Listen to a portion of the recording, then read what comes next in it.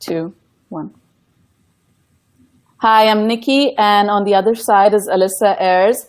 Alyssa is Senior Fellow for India, Pakistan, and South Asia at the Council on Foreign Relations.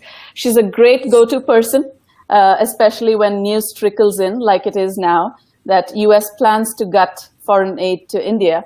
And not just India, a wide swath of countries across the world.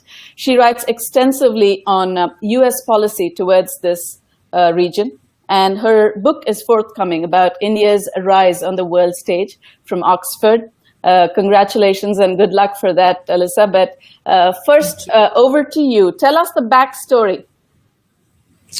Did you want me to speak a little bit about foreign aid? Because there is a kind of broader consideration to take here. I know that one of the headlines that attracted you to this piece was the idea that the current budget as proposed for fiscal year 18, which will start next October, zeroes out or ends entirely two categories of aid for India. And we'll talk about India specifically in a couple minutes. But I think this is against the backdrop of the Trump administration proposing to cut both the State Department budget and the budget for the U.S. Agency for International Development on the order of around 25 to 30%. So that document that I know you also took a look at that has the specific aid account categories and what number they were in FY16 and what's the proposal for FY18, that is against this larger backdrop. So in the effort to make big cuts everywhere, they are now looking at the kind of smaller categories for each country and proposing different cuts for all of them, to be quite honest. It's across the board. So India is not being singled out with these cuts. In fact, it's the proposed cuts are part of a broader cut across the board on U.S. foreign policy and U.S. foreign assistance. Yeah, I can see that. I mean, when I looked at the document, it's like minus 100% is right. That means it ends. Yeah, it's like all over. It's like a bad exam paper. So now, specifically your tweet. Now that attracted me too when you said, "Looks like New Delhi runs the risk of being backburnered." Why would you say that? I had tweeted that in response to Secretary Tillerson's town hall meeting, which again, against this kind of larger frame of the Trump administration looking to restructure the State Department, looking to restructure the way we do foreign policy and foreign assistance.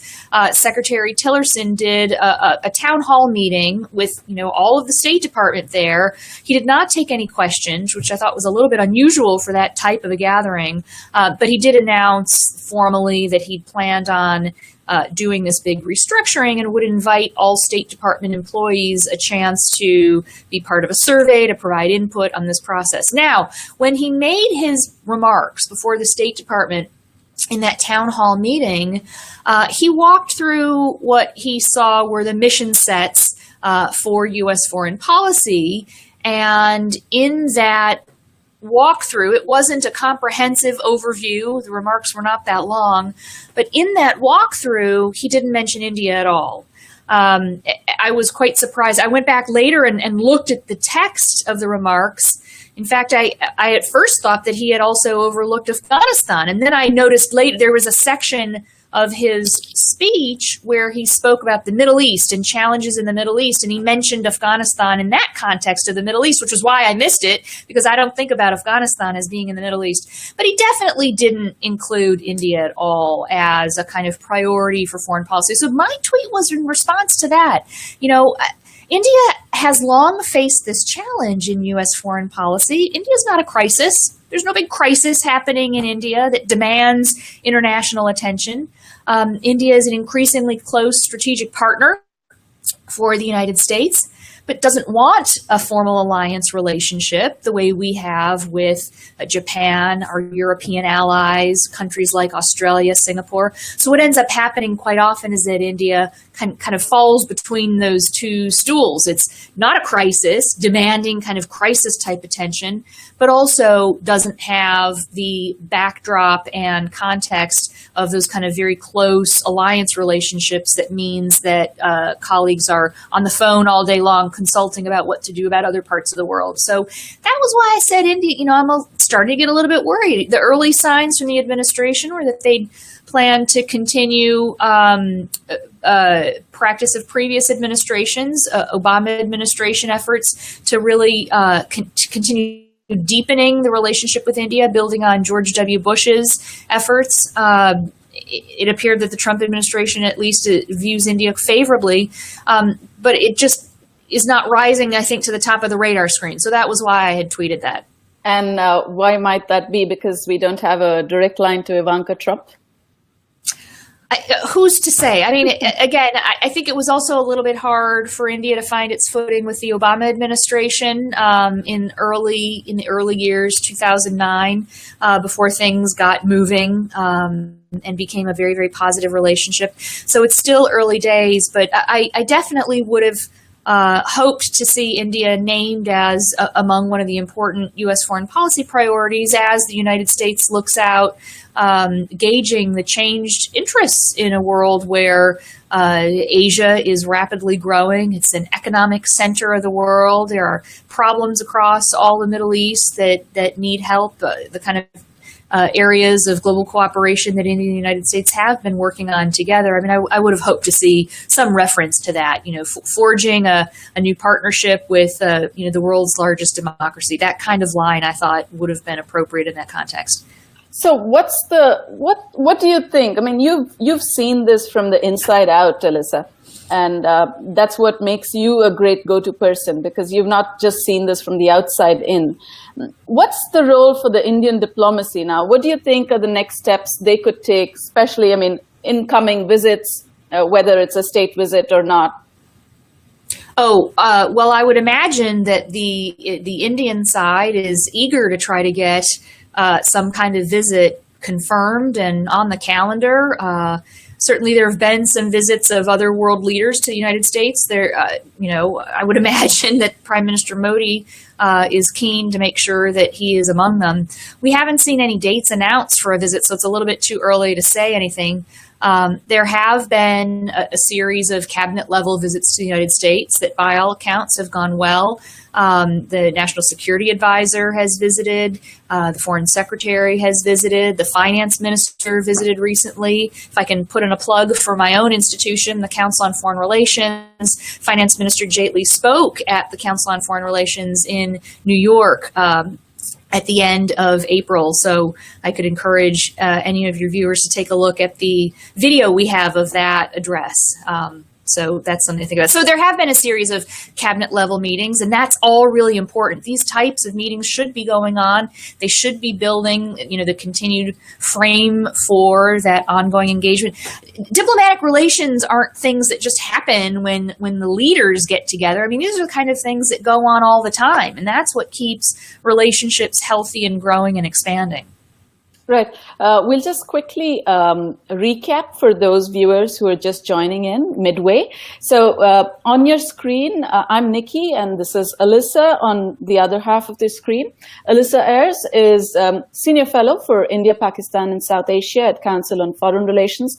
And we're talking to her about 2 or 3 large themes. Secretary Tillerson's remarks to his staff, where there were large references, many references to China, almost none for certain parts of the world, especially India also.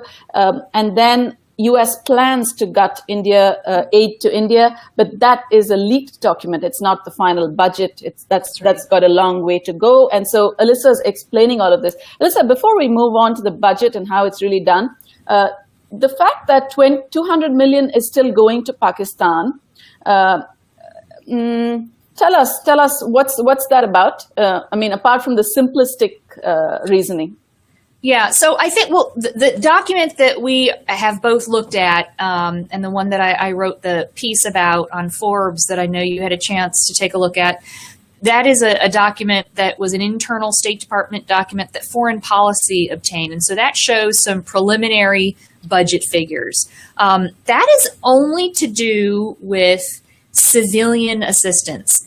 That document doesn't have anything to do with security assistance. And so I think it's important to keep that in mind. So what that document showed was a proposal for fiscal year 2018 that would change the way we do assistance all over the world. And we can talk about Central Asia or Sri Lanka and Maldives or Bangladesh, in addition to India and, of course, Nepal.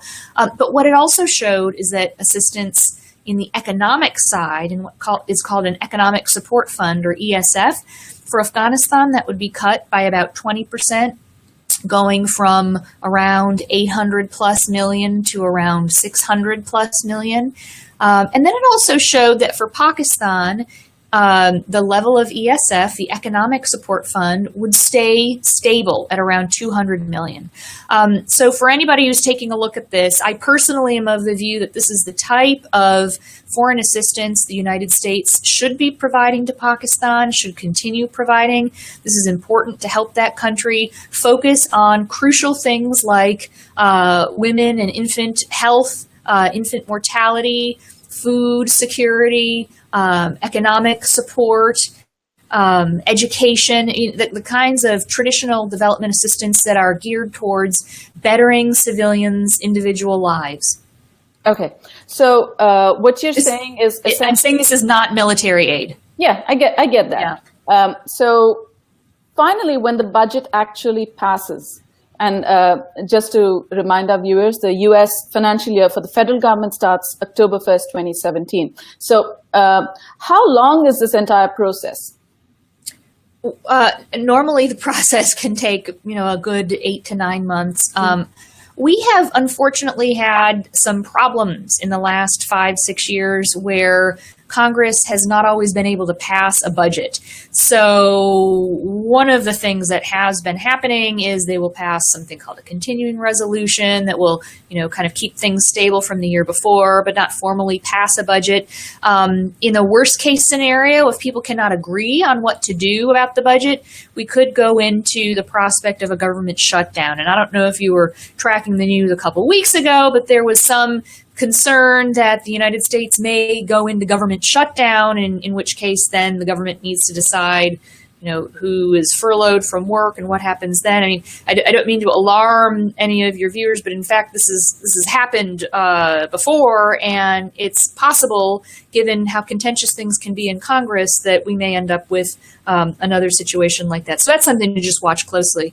But I did want to flag that the budget document that you and I have been looking at, and from which I was making some observation based on those proposed numbers, that is just a preliminary document that's a proposal from the executive branch, from the administration.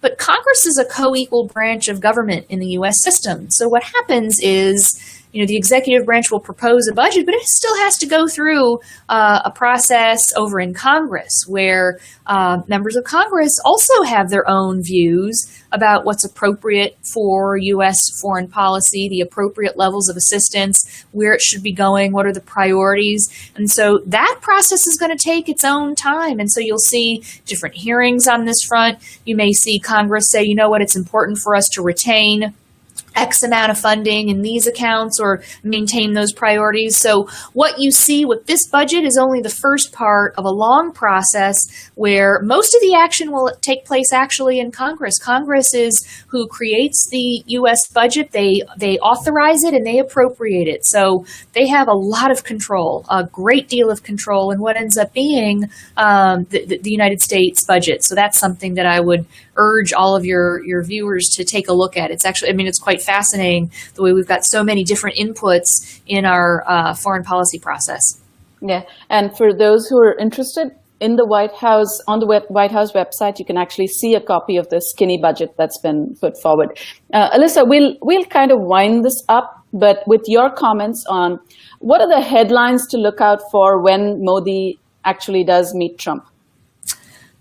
Well, yeah, it'll be interesting to if, first of all, I hope it happens soon. I hope that they confirm some dates and make some announcements soon.